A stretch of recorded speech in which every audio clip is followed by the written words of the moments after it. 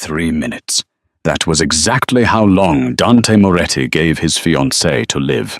He stood inside the dark mahogany closet, watching through the slats, his hand gripping a suppressed Beretta. Just 3 feet away, the woman he planned to marry, a humble waitress named Sophie, was hovering over his dying mother. The maid had warned him. She claimed Sophie was an assassin, sent by a rival family to finish the job. Dante didn't want to believe it, but the evidence was undeniable. He watched Sophie pull a strange, unlabeled vial from her pocket. She uncorked it. She moved toward the oxygen mask. Dante raised his gun, his heart shattering. He was ready to pull the trigger. But then, the maid walked in, and Sophie turned around. What happened next didn't just save a life, it exposed a 20-year-old lie that would burn the Moretti empire to the ground. The scent of stale coffee and grease was something Sophie Clark could never quite scrub out of her hair. It was the perfume of survival. At 24, she was the head waitress at Dino's, a hole-in-the-wall diner on the south side of Chicago that served the best cherry pie and the worst attitude in the city. Sophie wasn't supposed to be here. 4 years ago, she was top of her class in nursing school at Loyola. She had the hands of a healer and the mind of a diagnostician. But when her father's debts to the wrong kind of loan sharks came due, tuition money became stay-alive money. She dropped out, picked up an apron, and buried her dreams under double shifts and polite smiles. Then she met Dante. He wasn't a loan shark. He was a whale. Dante Moretti, the man who owned the construction firms, the shipping logistics, and half the politicians in Illinois. He had come into the diner late one rainy Tuesday, looking like he carried the weight of the world in the lines of his Italian silk suit. She hadn't fawned over him. She'd just told him he looked like he needed decaf if he wanted to survive the night. He'd laughed a rusty, unused sound and left $100 tip. 6 months later, there was a ring on her finger worth more than the entire diner. But a diamond didn't buy acceptance. "You're trembling," Dante said, his voice a low rumble that vibrated against her back. Sophie looked up from the passenger seat of the armored SUV. They were passing through the wrought-iron gates of the Moretti estate. It wasn't a home. It was a fortress of grey stone and manicured hedges that looked sharp enough to cut skin. "I'm not trembling," Sophie lied, clutching her purse tighter. Inside was her inhaler and a small notebook she used to track her father's remaining debts. Your mother doesn't like me, Dante. We both know that." Dante reached over, covering her rough, chapped hand with his smooth, manicured one. "Isabella is traditional. She thinks I need a strategic alliance, a wife from the Genovese or the Vitti family. She sees a waitress and she sees a weakness." "And what do you see?" Sophie asked the question she asked him every week. Dante's eyes, usually dark and guarded, softened. "I see the only person who hasn't asked me for a favor in 6 months. I see peace, Sophie. You are my peace." The car stopped. The gravel crunched like bones breaking. Waiting at the top of the stairs was Greta. Greta was the head housekeeper, a woman in her 50s, with hair pulled back so tight it pulled her eyelids into a permanent glare. She had served the Moretti family since Dante was in diapers. She was efficient, loyal, and she hated Sophie with a venom that felt prehistoric. "Mr. Moretti," Greta said, ignoring Sophie completely. "The doctor is upstairs. It's bad." Dante's demeanor shifted instantly. The lover vanished. The Don appeared. He was out of the car before the driver could open the door. Sophie scrambled to follow her heels, clicking frantically on the marble steps. "What happened?" Dante demanded, striding through the foyer. "She collapsed after tea," Greta said, her voice trembling with what sounded like genuine fear. "Her heart rate spiked. She's hallucinating. Dr. Aris says her kidneys are failing." They burst into the master bedroom. It smelled of lavender and decay. In the center of the massive four-poster bed lay Isabella Moretti. She was once a terrifying beauty. Now she looked like a wax figure left too close to a fire. Her skin was grey, her breathing ragged. Dr. Aris, a private concierge doctor on the Moretti payroll, was checking a monitor. He looked pale. "Dante," Isabella rasped. Her eyes were milky, unfocused. "My boy." Dante fell to his knees beside the bed, burying his face in her hand. "I'm here, Mama, I'm here."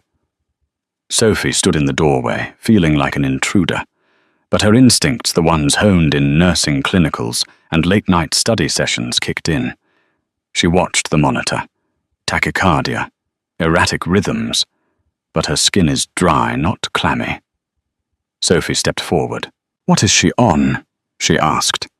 Dr. Aris looked at her with disdain. "Excuse me, Miss Clark. This is a medical situation." "I know," Sophie said, her voice gaining a surprising steeliness. "I'm asking what medications she was administered today, because that monitor shows atrial fibrillation, but she's not sweating. That's inconsistent with a standard heart failure episode." Greta stepped between Sophie and the bed. "You have no business here. You serve coffee, girl. Go to the kitchen where you belong." "Dante," Sophie pleaded. "Something isn't right. Look at her pupils, they're pinpoint." Dante looked up, his eyes red and wild with grief. "Sophie, please, not now. Wait in the hall." "But I said get out," Dante roared. Sophie flinched as if he'd struck her. She backed away, her heart hammering. As she turned to leave, she caught Greta's eye. The maid wasn't looking at Dante or Isabella. She was looking at Sophie. And for a split second, there was no grief in Greta's face, only a triumphant, chilling smirk. Sophie closed the door, leaning against the cold wall of the corridor. She knew that look. She had seen it on the streets. That was the look of someone who had just won a hand of poker by cheating. Sophie didn't go to the kitchen. She went to the library, pulled out her phone, and began to research. She had to save Isabella. Not because she liked the woman, but because if Isabella died tonight, Sophie knew with terrifying certainty that she would be blamed for it. 3 days passed. The atmosphere in the Moretti estate was suffocating. Isabella was slipping in and out of a coma. The best specialists from Zurich and New York had been flown in, but they were baffled.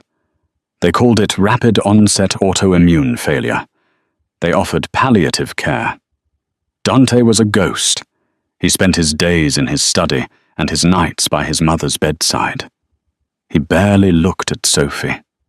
And Greta was working her magic. It was Tuesday evening when Dante sat in his office, a glass of bourbon untouched on his desk. There was a knock. Greta entered, clutching a white apron. Sophie's apron from the kitchen. "Boss," Greta whispered, using the title she rarely used. I didn't want to bring this to you. I know you love her." Dante looked up, his eyes hollow. "What is it, Greta?" Greta walked forward and placed a small, clear Ziploc bag on the desk. Inside was a pinch of dried, crushed leaves. Foxglove. Digitalis, a powerful heart stimulant that in high doses caused cardiac arrest. "I found this in Miss Sophie's coat pocket when I was hanging it up." Greta lied smoothly. "I thought it was tea at first, but my grandmother, she used to grow herbs. I recognized it." Dante stared at the bag. The world seemed to tilt on its axis. "Foxglove.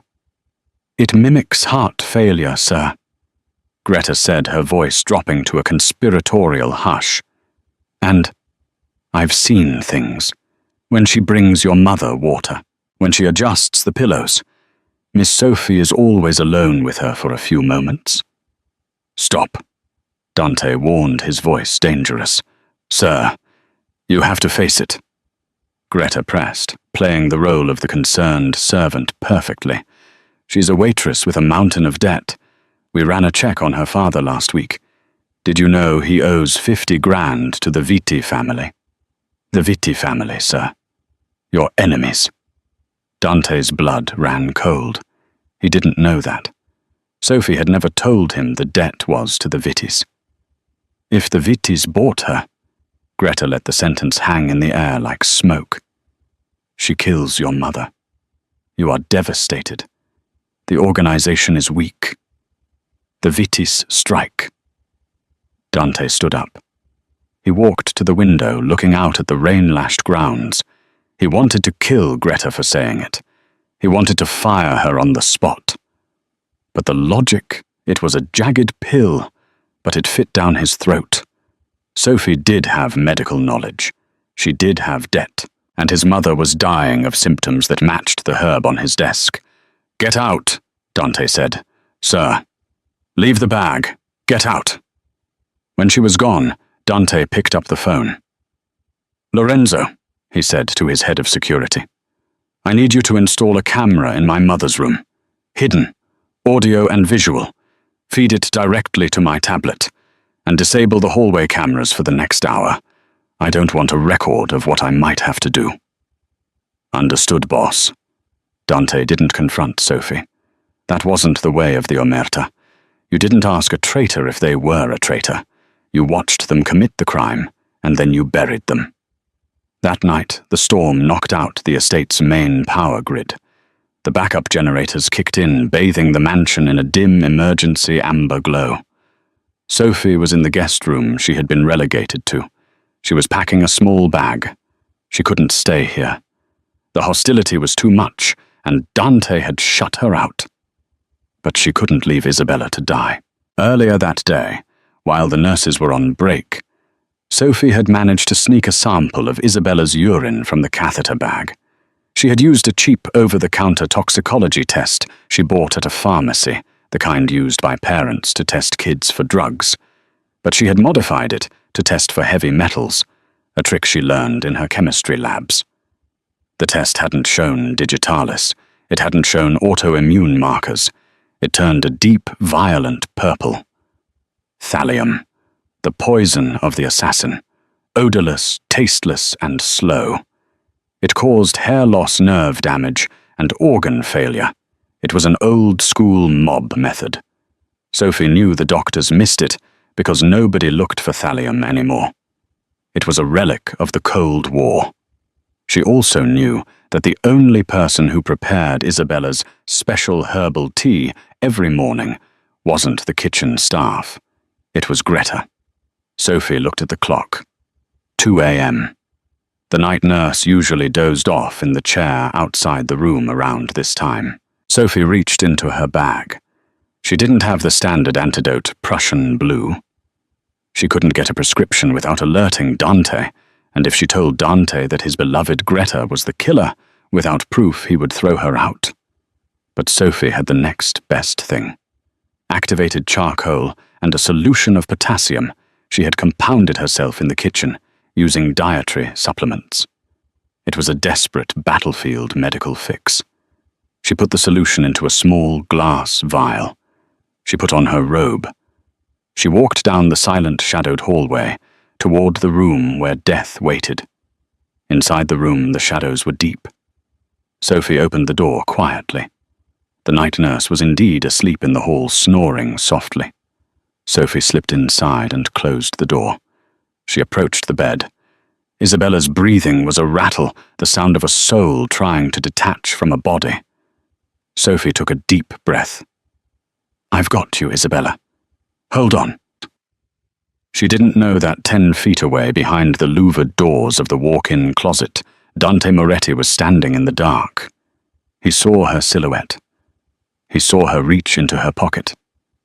He saw the vial. Greta was right, Dante thought, a tear finally tracking down his cheek. She's going to finish it. He raised the Beretta. He aimed it directly at the base of Sophie's skull. He thumbed the safety off. Click. The sound was microscopic, but in the silence of the sick room, it was like a thunderclap. Sophie froze. "Drop it," Dante said. His voice was dead. It wasn't a shout. It was a command wrapped in absolute heartbreak. Sophie didn't turn around immediately. Her hand hovered over the oxygen mask, the vial of black liquid trembling slightly in her grip. "Dante," she whispered, her voice cracking. "It's not what you think. I said drop it." Dante stepped out of the closet, the suppressed barrel of the gun leveling at her spine. "Turn around. Slowly. Keep your hands where I can see them." Sophie slowly caped the vial and turned. The sight of him broke her. He wasn't the powerful Don she knew. He was a wounded animal lashing out. His eyes were rimmed with red, his jaw set so hard, a muscle feathered in his cheek. "You checked my father's debts," Sophie said, realizing the source of his rage. It wasn't a question. 50,000 to the Vitti family. Dante spat the words out. "You didn't think to mention that. You didn't think to mention that the people trying to dismantle my empire own your family." "I didn't tell you because I was ashamed," Sophie cried, tears spilling over. "I didn't want you to pay it. I wanted to fix it myself. I'm not one of your charity cases, Dante. So you made a deal with them instead." Dante took a step closer, the gun never wavering. "They wipe the debt. You wipe out my mother. Is that it? Is that the price of a life in your world?" "Sophie, 50 grand. "No," Sophie stepped forward right into the line of fire. "Dante, look at me. Really look at me. Do you think I could do that? Do you think I could kill the woman who gave birth to you? I don't know who you are anymore." Dante said, his voice trembling. "Greta found the foxglove in your coat. I saw the vial in your hand just now. You were going to pour poison down her throat while she slept." "It's not poison," Sophie held up the vial. "It's activated charcoal and potassium. It binds to toxins." "Lies," Dante hissed. "Put it down." "I won't," Sophie said, clutching the vial to her chest. "She doesn't have heart failure, Dante. She has thallium poisoning." Dante paused. The specificity of the word threw him off balance. "Thallium, it's a heavy metal." Sophie spoke fast, desperate, to get the words out before he pulled the trigger. "It's old school. It mimics autoimmune diseases. It causes nerve pain, tachycardia, and—" She pointed to the pillow behind her. "Look at the pillow, Dante." Dante frowned, his eyes flicking to the bed for a fraction of a second. "Look at it!" Sophie screamed. Dante looked. On the white silk pillowcase surrounding Isabella's pale head were clumps of silver hair, not just a few strands from aging chunks. "Thallium causes alopecia," Sophie said, her voice dropping to a harsh whisper. "Rapid hair loss. Heart failure doesn't do that. Autoimmune disease doesn't happen that fast. Someone has been feeding her rat poison, Dante, for weeks." Dante lowered the gun an inch. He remembered his mother complaining about her hairbrush being full 3 days ago. He had dismissed it as stress. "Greta found the foxglove," Dante muttered, confusion clouding his rage. "Why would she lie?" "Because," Sophie said, stepping closer to the bed, "Greta is the only one who prepares your mother's morning tea. The kitchen staff told me. No one else is allowed to touch it." Dante felt the room spinning. The narrative he had built, the one where Sophie was the villain and Greta the loyal servant, was cracking. But fear was a powerful anchor. "If you're lying," Dante said, raising the gun back up, "I will kill you myself.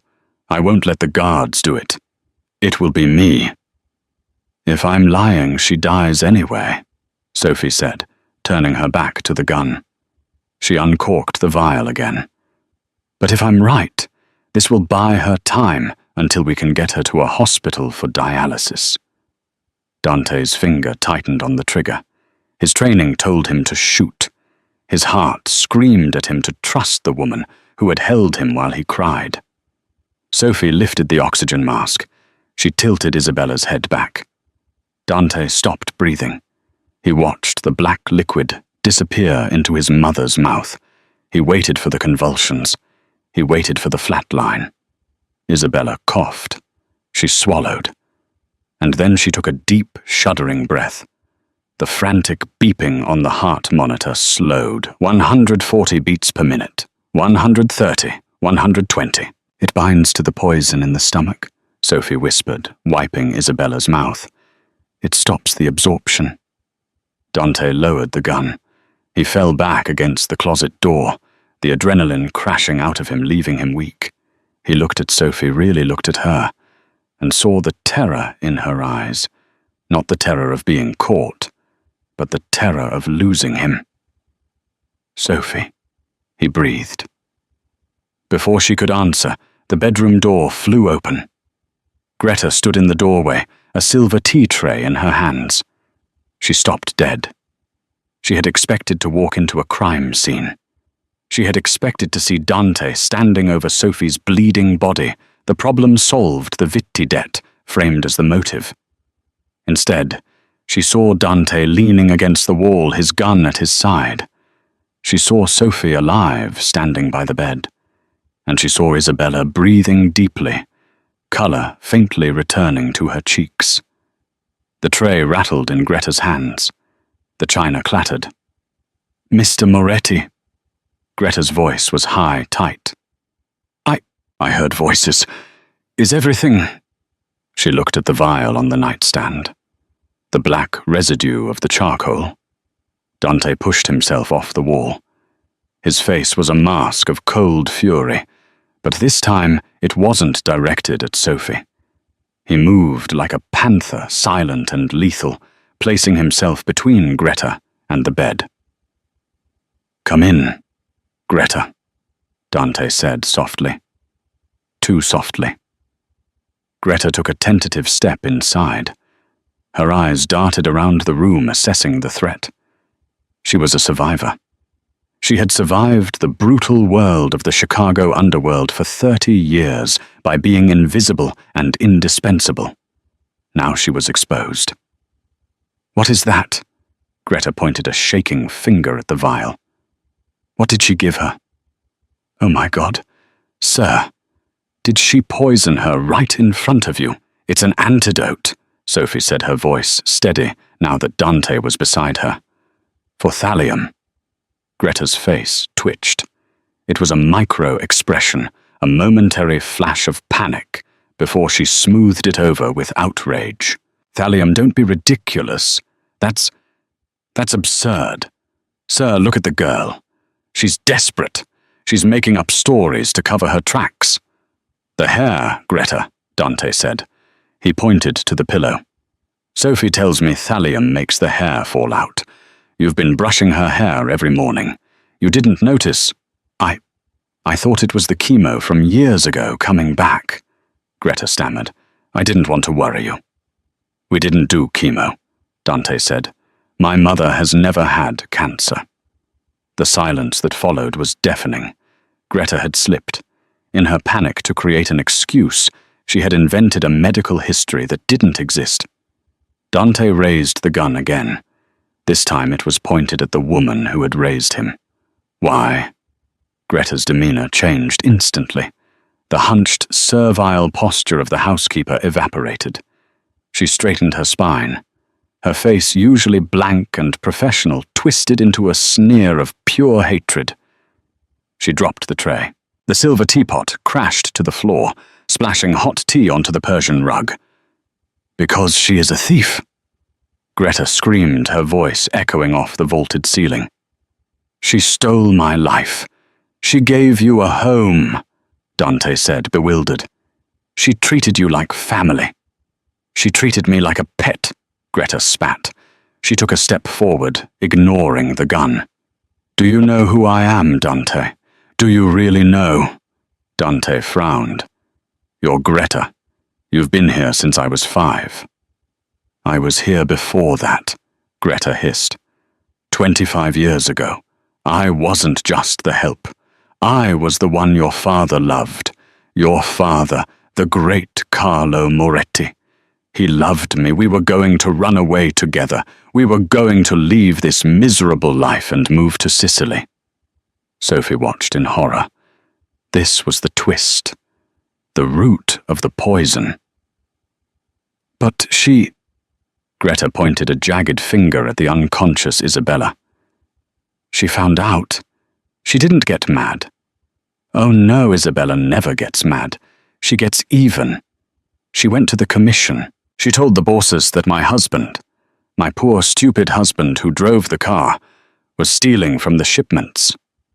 My father had your husband killed, Dante said, the old family rumor surfacing in his mind. Isabella made him do it.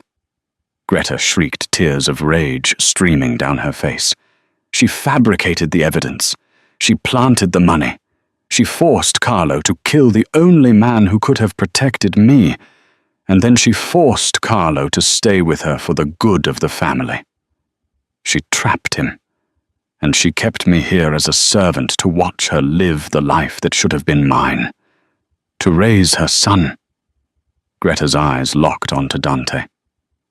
I wiped your nose, Dante. I bandaged your knees. I loved you more than she ever did. But you are just like them. You bring this waitress in here, this gold digger, and you give her the ring that Carlo promised to me. So you poisoned her, Sophie said quietly. Slowly, to make her suffer. I wanted her to rot, Greta snarled. I wanted her to wither away while I watched, just like I withered away in this house for 20 years. And I would have gotten away with it too. The doctors were idiots. But you, she glared at Sophie. You couldn't just serve the coffee, could you? It's over, Greta, Dante said. His voice was heavy with the weight of the betrayal. Lorenzo is on his way up. It's over. Greta laughed. It was a dry, cracking sound. Is it?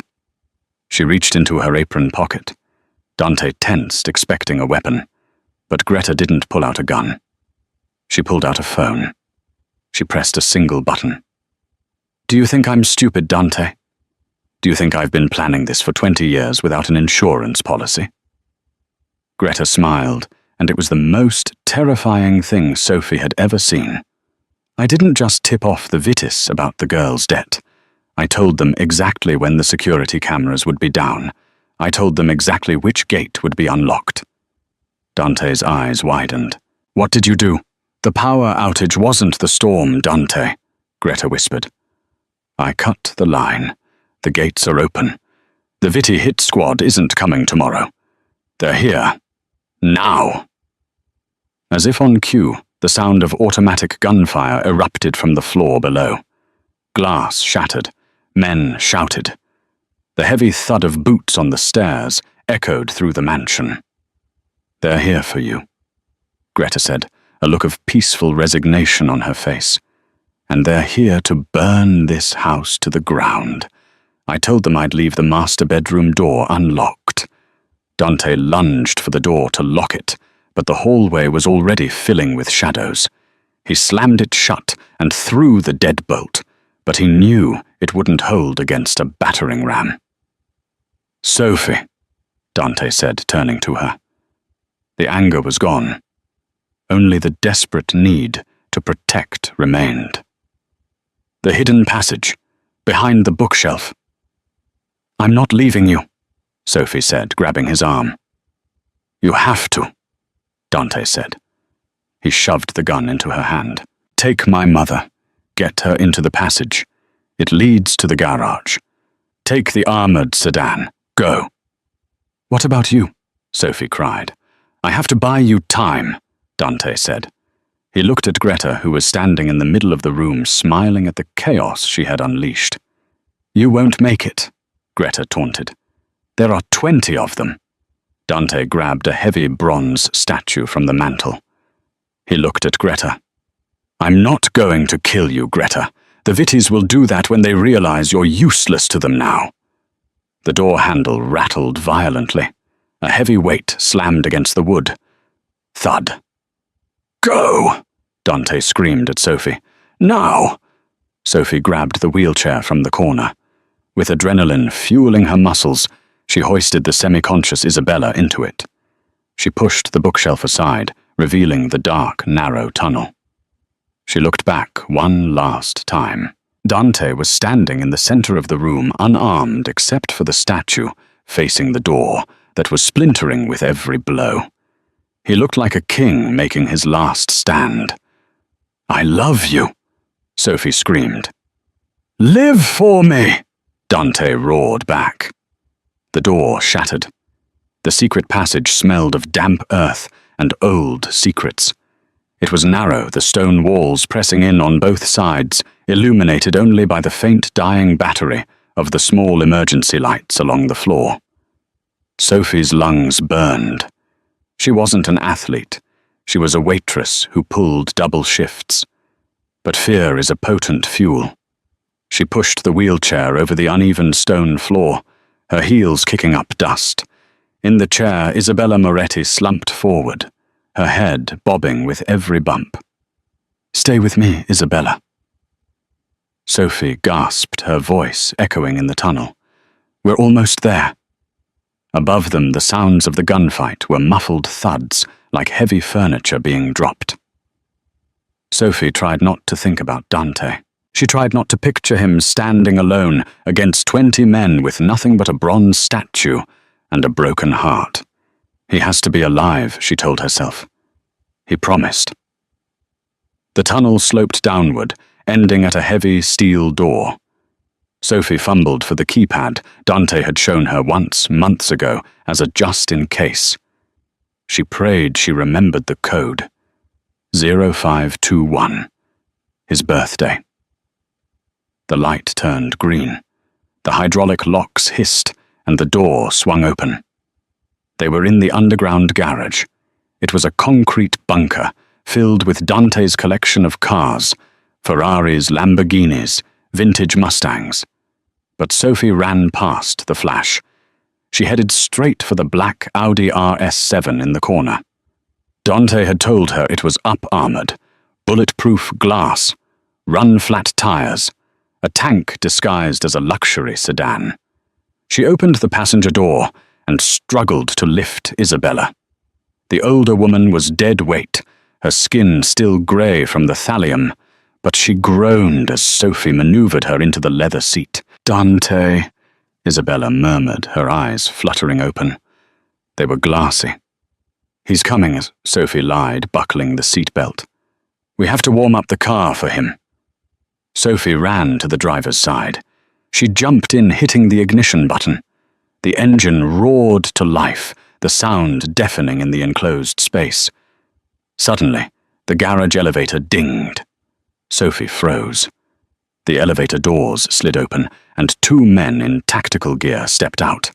They wore black masks, but the Vitti family crest, a viper coiled around a dagger, was stitched onto their vests. They saw the Audi. They raised their rifles. Sophie didn't think. She didn't hesitate. She slammed the gear shift into drive and stomped on the gas pedal. The Audi screeched forward, tires smoking on the polished concrete. The men opened fire. Crack, crack, crack. Bullets hammered against the windshield, spiderwebbing the glass but not penetrating. Sophie screamed, ducking her head instinctively, but she kept her foot pinned to the floor. She wasn't aiming for the exit ramp. She was aiming for the men. They dove out of the way, just as the 2-ton armored beast smashed into the elevator doors, crumpling the metal and sending the gunmen scrambling for cover behind a pillar. Sophie spun the wheel, drifting the car toward the ramp. The garage door was closed. She didn't have the remote. "Hold on!" she yelled at Isabella. She hit the garage door at 50 miles per hour. The metal buckled and tore with a screeching sound that felt like it ripped through Sophie's teeth. The car burst through the debris, exploding out into the rainy Chicago night. Debris rained down on the roof. The hood was dented, the windshield cracked, but the engine was still purring. Sophie didn't look back. She tore down the long driveway past the burning wreckage of the front gate, where the security guards had been overwhelmed. She hit the main road and floored it. Her hands were shaking so hard, she could barely grip the wheel. She was crying, hot tears blurring her vision. She wiped them away furiously. Not now. You can cry later. If you cry now, you die. She checked the rearview mirror. No headlights yet. But the Vittis wouldn't stop. They had just declared war on the biggest crime lord in the city. They couldn't leave witnesses. Where are we going? Isabella's voice was stronger now. The charcoal was working, absorbing the toxins, but she was still weak. Sophie looked at the GPS. She couldn't go to the police. They were on the Vitti payroll. She couldn't go to the hospital. The Vittis would check the admission logs. The cabin, Sophie said, remembering a weekend trip Dante had taken her to. Lake Geneva. It's off the books. It's in a trust under a fake name. No, Isabella croaked. She struggled to sit up. Too far, 2 hours. They catch us on the highway. Then where? Sophie asked, panic rising. The slaughterhouse, Isabella whispered. West Side, old industrial district. It belongs to my brother. He hates Dante. But he hates the Vittis more. Sophie looked at the woman next to her. For months, Isabella had looked at Sophie like she was a stain on the carpet. Now, covered in sweat, her hair falling out, dying of poison, she looked like a general commanding troops from a stretcher. West Side. Sophie nodded. She spun the wheel, taking a hard left onto a dark service road, disappearing into the shadows of the city. The slaughterhouse was a relic of the 1920s, a sprawling brick monstrosity that smelled of rust and old copper. It was abandoned, or at least it looked that way. Sophie drove the battered Audi into the loading bay, killing the lights. Silence descended heavy and suffocating. She helped Isabella out of the car. The older woman was trembling violently now. The adrenaline was fading, and the reality of the thallium poisoning was setting in. Her legs gave out. Sophie caught her. She wasn't a big woman, but 4 years of waiting tables, carrying heavy trays, standing for 12 hours, had given her a deceptive core strength. She half carried, half dragged Isabella into the foreman's office, kicking the door open. It was dusty, filled with cobwebs, but there was a leather couch. Sophie laid Isabella down. Water, Isabella rasped. Sophie found a working sink in the corner. The water was brown at first, then cleared. She filled a cracked mug she found on a desk and brought it to Isabella's lips. Drink. You need to flush the kidneys. Isabella drank greedily. When she finished, she leaned back, closing her eyes. In the dim light filtering through the grime-caked windows, she looked ancient. You saved me, Isabella said. It wasn't a question. It was a statement of fact, spoken with a tone of utter disbelief. I did what I had to do, Sophie said, checking Isabella's pulse. It was steadying. I treated you like garbage, Isabella murmured. I called you a gold digger. I told Dante you were just a pretty face looking for a payout. I know, Sophie said, working on checking Isabella's fingernails for Mace's lines, white bands that indicated heavy metal poisoning. They were there. You made it very clear. Why? Isabella opened her eyes. The milky haze was gone, replaced by a sharp, piercing intelligence. Why save me? Why not leave me in that bed? Greta would have taken the fall. You would have had Dante all to yourself. You would have been the grieving fiancée. Sophie stopped. She looked at the woman who had made her life hell. Because I love him, Sophie said simply. And you are half of him. If you died, it would destroy him. And I won't let anything destroy him. Isabella stared at her for a long time. Then, for the first time in 6 months, her face softened. It wasn't a smile exactly, but the mask of the matriarch cracked. "You have his fire," Isabella whispered. "I didn't see it before. I saw the apron. I didn't see the steel underneath." "The apron is armor," Sophie said. "You deal with hungry, angry people for minimal wage. You learn to handle anything." Suddenly, Sophie's phone buzzed. She had kept it off to avoid tracking, but she had turned it on just now to check the news. A message from an unknown number. Sophie's heart hammered against her ribs. She opened it. It was a picture. Sophie covered her mouth to stifle a scream. The photo was of Dante. He was tied to a chair in what looked like a basement. His face was swollen, one eye stamped shut with a bruise. His shirt was torn, stained with blood. But he was alive. He was looking at the camera with a defiant sneer. Below the picture was a text. Trade. The mother for the son. Midnight. The docks, Pier 4. Come alone. Or we send him back in pieces. Sophie dropped the phone. She sank to her knees.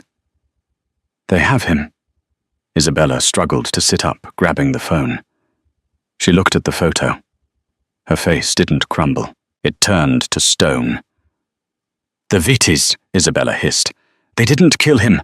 That means they need something. They need the access codes to the offshore accounts. Dante is the only one who has them." "They want to trade," Sophie said, her voice shaking. "You for him." "Then we give them what they want," Isabella said coldly. "Watson," Sophie looked at her in horror. "I'm not handing you over to be executed." "I'm dying anyway, girl," Isabella snapped. "Look at me. The poison is in my marrow. Even with your charcoal, I have maybe a year. Maybe less. Dante has 50 years. He is the head of the family." "No." Sophie stood up. "I'm not trading lives. That's not how this works." "This is the Mafia, Sophie," Isabella shouted, then coughed violently. "That is exactly how this works. A life for a life." "Not in my world," Sophie said. She began to pace the small office.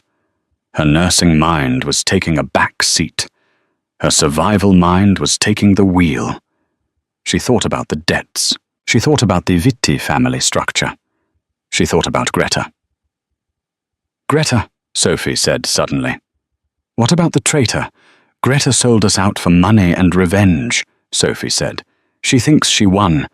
She thinks the Vittis are her friends now." "The Vittis don't have friends," Isabella scoffed. "They have assets and liabilities. Greta is a loose end." "Exactly." Sophie turned to Isabella. "Dante told me once that the Vitti boss, Luca, is paranoid. He trusts no one. If he thought Greta was playing both sides—" "What are you thinking?" Isabella asked, watching the young woman transform. Sophie picked up the phone. "I'm not going to Pier 4 to surrender. I'm going to Pier 4 to negotiate. But I need leverage. Who is the one person Luca Vitti fears?" Isabella's eyes widened. "The Russian, Volkov, the supplier." "Does Volkov know that the Vittis just attacked the Moretti estate?" Sophie asked. "Does Volkov know that the Vittis are trying to take over the distribution routes that Volkov uses?" "No." Isabella said, a slow smile spreading across her face. "Volkov hates instability.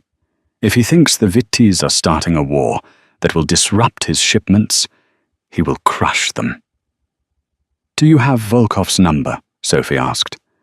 Isabella reached into her dress, pulling out a small locket. Inside, behind a picture of Dante as a baby, was a micro SD card. "It's not a number," Isabella said. "It's a ledger, evidence that the Vittis have been skimming from the Russians for years. Dante was saving it for a rainy day." Sophie took the chip. She looked at it, then at Isabella. "It's pouring outside," Sophie said and swallowed. She put the chip in her phone. "I need you to stay here," Sophie said, checking the magazine of the handgun she had taken from the Audi's glove box. She had never fired a gun in her life, but she knew the safety mechanism from watching Dante. "You can't go alone," Isabella protested. "You're a waitress." Sophie racked the slide. She looked at her reflection in the dirty window. Her hair was messy, her dress was torn, and she had grease on her cheek. She didn't look like a waitress. She looked like a Moretti. "I'm not just a waitress," Sophie said. "I'm the woman who is going to burn the Vittis down." She turned to the door. "Lock it behind me. If I'm not back in 2 hours, call the police and turn yourself in. It's the only way you'll be safe." "Sophie," Isabella called out. Sophie paused. "Make them pay," Isabella said. Sophie walked out into the rain. The rain at Pier 4 didn't fall. It hammered. It was a torrential sheet of water that blurred the neon lights of the city skyline across the river, turning the world into a smudge of grey and black. Sophie stepped out of the taxi she had hailed 3 blocks away. She had wiped the grease from her face, but she hadn't fixed her dress. She wore the torn hem, like a battle scar. In her hand, she clutched her phone. In her pocket, the heavy, cold weight of the gun she prayed she wouldn't have to use. The pier was a graveyard of rusted shipping containers. In the center, under the harsh glare of halogen floodlights, stood a convoy of black SUVs. And there was Dante. He was on his knees in the wet asphalt, his hands zip-tied behind his back. A man stood behind him, a gun pressed to the base of his skull. Dante looked up as Sophie approached. His face was battered, one eye sworn shut. But the good eye went wide with terror. "Sophie, no!" He screamed, his voice raw. "Get out of here! Run!" The man holding the gun pistol whipped him. Dante slumped forward, groaning. Sophie didn't flinch. She didn't run. She walked steadily toward the light, her heels clicking a rhythmic death march on the pavement. A man stepped out from between the SUVs. He was short, thick-necked, wearing a trench coat that cost more than Sophie made in a year. Luca Vitti, the man who wanted to eat the city. Well, well. Luca laughed, the sound carrying over the storm. "The waitress. I thought you'd be halfway to Kansas by now." He looked behind her, scanning the darkness. "Where is the old woman? Where is Isabella?" "She's not coming," Sophie said. Her voice wasn't loud, but it cut through the rain. Luca's smile vanished. "That wasn't the deal, sweetheart. The deal was a life for a life. You want your fiancée back. You give me the matriarch." "I'm changing the deal," Sophie said, stopping 10 feet away. The Vitti soldiers laughed. It was a cruel, wolfish sound. "You're changing the deal," Luca mocked, stepping closer. You serve coffee, girl. You don't make demands. You have 10 seconds to tell me where Isabella is, or I blow his brains out all over your shoes." He raised his hand. The man behind Dante cocked the hammer of his gun. 5 seconds, Luca yelled. "I have the ledger," Sophie shouted. Silence descended on the pier, heavier than the rain. Luca froze. "What did you say?" "The Volkov ledger," Sophie said, holding up her phone. "The one that proves you've been skimming 20% off the Russian shipment for the last 5 years. The one that proves you stole $3 million from the Red Bratva." Luca's face went pale. "You're lying. That doesn't exist." "Isabella kept everything," Sophie said, her heart pounding so hard she thought it would crack her ribs. "Every transaction, every faked manifest. It's all on a chip. And that chip is in this phone." Luca stared at her. He looked at his men. He looked back at her. "Give it to me." "Let him go," Sophie demanded. "Give me the phone, and I'll let you both live." Luca negotiated, his voice straining. Sophie shook her head. "No, you'll kill us the second you have it. I know who you are, Luca. You're a scavenger." "Kill him," Luca ordered the guard.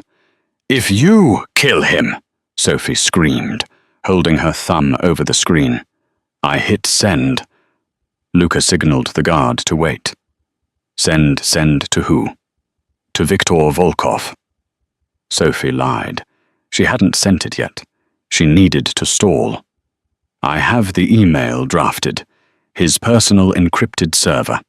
One tap and every Russian hitman in the hemisphere knows you stole from them. Luca licked his lips. He was sweating despite the cold rain. He knew Volkov. Volkov didn't do trials. He did executions. You're bluffing, Luca sneered. You don't have Volkov's contact. Isabella does, Sophie shot back, and she gave it to me. Luca took a step forward, pulling a gold-plated desert eagle from his coat. I think you're a scared little girl, playing dress-up. I'm going to count to 3. If you don't hand me that phone, I shoot Dante. Then I shoot you. And then I find the old woman myself. 1. Sophie looked at Dante. He was looking at her with awe. He nodded imperceptibly. Do it, his eyes said. 2. Sophie didn't hit send. She knew that once she sent it, her leverage was gone. Luca would kill them out of spite. She needed a miracle. 3. Bang! The gunshot was deafening. Sophie flinched, screaming Dante's name. But Dante didn't fall. Luca Vitti stumbled. He looked down at his shoulder. A red blossom of blood was exploding through his trench coat. He dropped his gun, clutching the wound, looking around wildly. Who? Suddenly the shipping containers around them groaned. The rusted doors swung open. Dozens of men poured out. They weren't police. They weren't Vitti soldiers. They were large, pale men, with tattoos climbing up their necks. They held AK-47s with practiced ease. And walking through the middle of them was a giant. A man with a thick grey beard and eyes like ice. Viktor Volkov. Luca fell to his knees. Viktor, I can explain. Volkov didn't look at Luca. He walked straight to Sophie. He towered over her, smelling of vodka and expensive tobacco. Isabella Moretti is a difficult woman. Volkov rumbled his voice like grinding stones. But she is a woman of her word. She called me an hour ago. She told me to meet you here. Sophie let out a breath she felt she had been holding for a lifetime. Isabella hadn't just trusted her with the chip. She had called in the cavalry. She told me you had a gift for me, Volkov said, holding out a massive hand. Sophie placed the phone in his palm. The proof. Everything he stole from you. Volkov looked at the screen.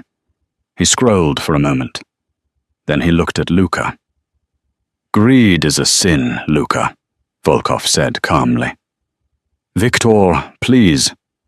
Luca begged, crawling backward on the wet pavement. It was a misunderstanding. I can pay it back double. Volkov turned his back on him. He looked at his men. He nodded once. 2 Russians grabbed Luca and dragged him toward the edge of the pier. His screams were swallowed by the sound of the storm, and then a splash. Silence returned. The Vitti soldiers dropped their weapons hands in the air. They knew better than to fight the Red Bratva. Volkov looked at Sophie. You have courage, Devushka. Isabella chose well. He gestured to Dante. One of the Russians cut the zip ties. Dante scrambled to his feet. He didn't run to Volkov. He didn't check his wounds. He ran to Sophie. He collided with her, wrapping his arms around her so tight it hurt. He buried his face in her neck, sobbing openly. I thought I lost you. I thought I lost you. Sophie held him up her hands, tangling in his wet hair. I'm here. I'm not going anywhere. You came for me, Dante whispered, pulling back to look at her. You walked into the lion's den for me. You're my family, Dante, Sophie said, wiping blood from his cheek. We protect our own. Volkov cleared his throat. The Vitys are finished. Their territory is up for negotiation. I assume the Morettis will be taking over management. Dante straightened up.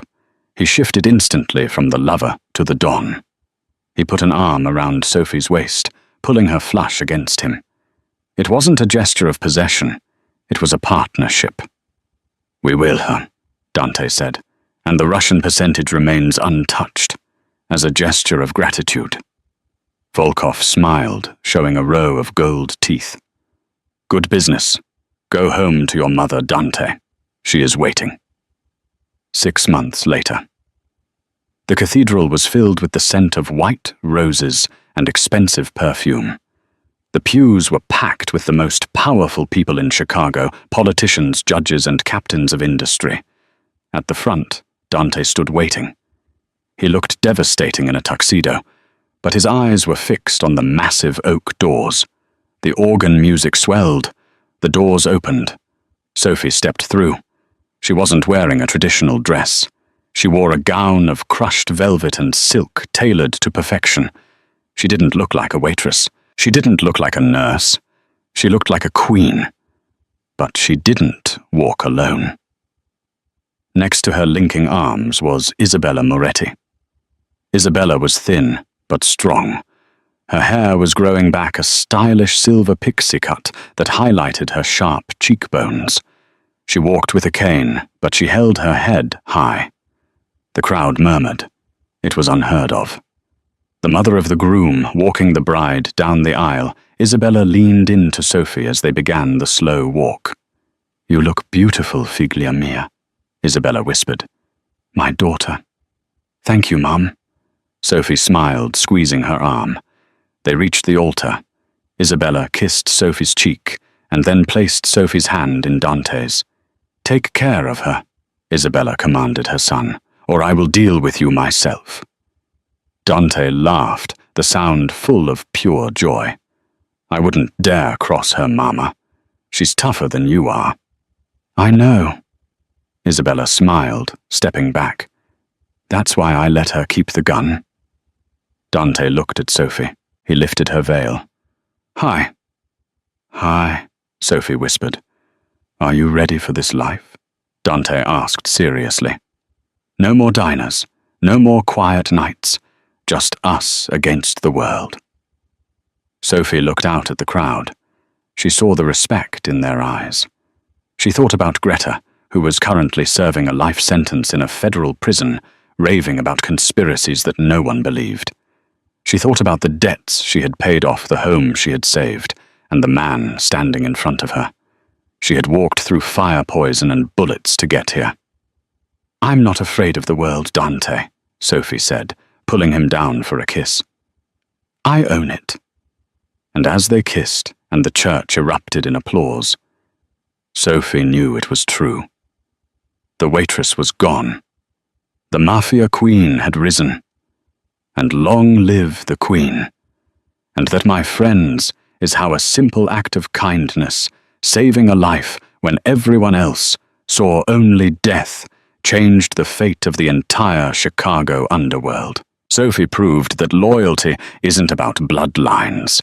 It's about who stands by you when the gun is pointed at your head. Isabella learned that a title doesn't make you strong, but love does. And Greta well.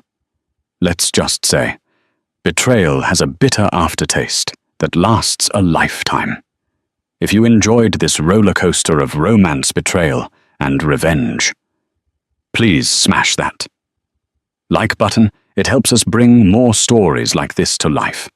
Don't forget to subscribe and hit the bell icon so you never miss a chaotic twist. What would you have done in Sophie's shoes? Would you have saved the mother who hated you? Let me know in the comments below. Until next time, keep your friends close and your secrets closer.